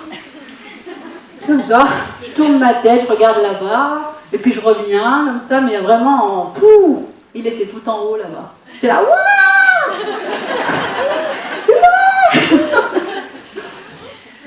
Et il est descendu, heureusement que c'était fermé, le truc était fermé. Boum, boum, boum, boum, boum, boum, il est arrivé. Là, le smile comme ça, t'as vu? Et après, il était à fond, fais-moi des compliments descriptifs. Il parlait à peine et il était à fond. L'autre fois, c'était une professionnelle de crèche qui me racontait un compliment descriptif qu'elle avait fait à un bébé qui essayait de marcher à 4 pattes en rampant. Et il rampait. Et elle lui racontait, ouais, je vois, il était coincé dans la chaise, c'est pour ça que je regarde par terre, il était coincé dans la chaise, et elle lui dit, ouais, je vois que ton pied, il est coincé, que là, ton bras, il est là, et là, t'es en train de pousser, et en plus, ouah, je peux être fière de toi, lui dit. Et le gamin, il a donné toutes ses forces pour en sortir, juste avec l'intensité du regard, et l'intention qu'il y avait dans la parole. Et elle me faisait le retour que même avec des petits qui ne parlent pas, ça fonctionnait bien. Et ça nourrit l'estime de soi. Et ça ne ment pas aux enfants. Si je dis que tu as fait des traits et c'est redescendu et c'est remonté, c'est ce que je vois, je n'invente rien. Après, je peux partir dans l'imaginaire, je dis ouais, ça me fait penser à une navette spatiale. Et l'enfant, il peut dire, c'est pas une navette spatiale, c'est machin. C'est pas grave, ouais, c'est machin, on dirait. Et puis en général, ils partent avec nous dans notre délire à nous. Parce qu'ils sont touchés qu'on rentre dans l'imaginaire. Le jeu et l'imaginaire. Ça, on peut le faire en tant qu'adulte. Ouais. Une expérience, j'avais gardé 2 enfants. Donc une petite fille était venue avec sa couronne avec plein d'étoiles et tout, la petite fille qui avait 4 ans. Et le petit, lui, il avait 3 ans et demi. Donc lui, il avait dessiné sa couronne un peu avec des traits qui montent, qui descendent, comme vous dites. Et la petite, elle arrive et lui dit « Oh, mais c'est ça ta couronne! Oh là là, mais c'est moche! Mais regarde-moi, c'est plein d'étoiles, ça brille de partout et tout. » Et j'ai fait ce que vous me dites. « Ah non, je crois pas, mais regarde, t'as vu un peu? Là, il a fait un triangle, là, il a fait un major, enfin, comme vous dites. » Et au final, la petite fille qui au départ avait trouvé ça très moche, a fini par reconnaître qu'il y avait quand même une recherche dans sa couronne. Et elle a vu qu'elle avait simplement collé ses étoiles sur sa couronne. Mais je veux dire par là que moi j'étais là, donc j'ai intervenu. Mais entre eux, ils ne font pas de cadeaux. Donc je ne sais pas qu'est-ce qu'il faut faire dans ce cas. Entre eux, ils sont en rivalité, quoi. Ils sont à qui maman, nounou, va donner des points. Donc si je peux rabaisser l'autre pour gagner un peu plus d'amour, d'espace, de reconnaissance, eh ben, je vais le faire. Donc c'est une autre conférence qui s'appelle Jalousie et rivalité entre frères et sœurs. J'aurai plaisir à revenir à vous présenter. On va bientôt arriver à l'heure de clôture, mais je voulais quand même vous parler d'un chapitre de ce livre Parler pour que les enfants écoutent, qui s'appelle Les étiquettes ou la prophétie autoréalisatrice. Hein, et qui dit que si on pense d'un enfant qu'il est nul, qu'il est gentil, qu'il est méchant, qu'il est casse-tout, et ben il le devient.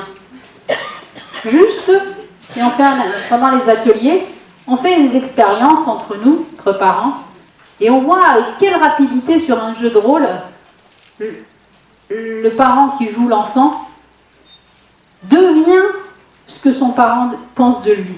Si je pense que vous êtes maladroit, en quelques secondes, vous le devenez. Il y a une expérience dans une école aux États-Unis, avec les Américains pour oser faire des expériences pareilles, sur les dossiers des enfants, des adolescents, où ils ont transmuté les dossiers. Les dossiers des bons élèves, ils les ont refourgués sur des noms d'enfants qui étaient des mauvais élèves, en quelque sorte, et réciproquement. Et les enseignants ne connaissaient pas les élèves, dans une nouvelle école où ils arrivent. En fait, ils ont vu le comportement et les notes changer, avec un pourcentage important. Les enfants qui étaient accueillis en pensant qu'ils étaient des mauvais élèves, des cancres, avec des comportements difficiles, pseudo-délinquants, tout ça, et ils le sont devenus, alors qu'ils étaient bons élèves. Et les enfants qui avaient à la base ces comportements-là, ils sont devenus des bons élèves pour une plus grande majorité, jusqu'à en faire une étude qui s'appelle la prophétie autoréalisatrice, l'effet Pygmalion. Tout ça pour dire que nos enfants, il n'y a rien de figé. Il n'y a rien de terminé et tout ne se joue pas avant 7 ans.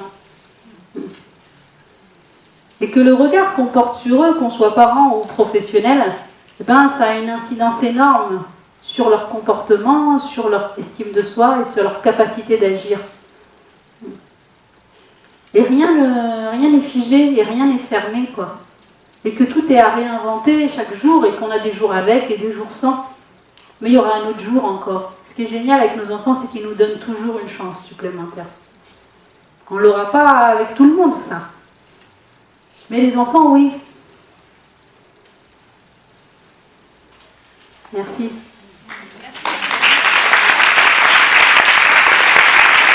Avant de clôturer, il y a une boîte qui a été mise ici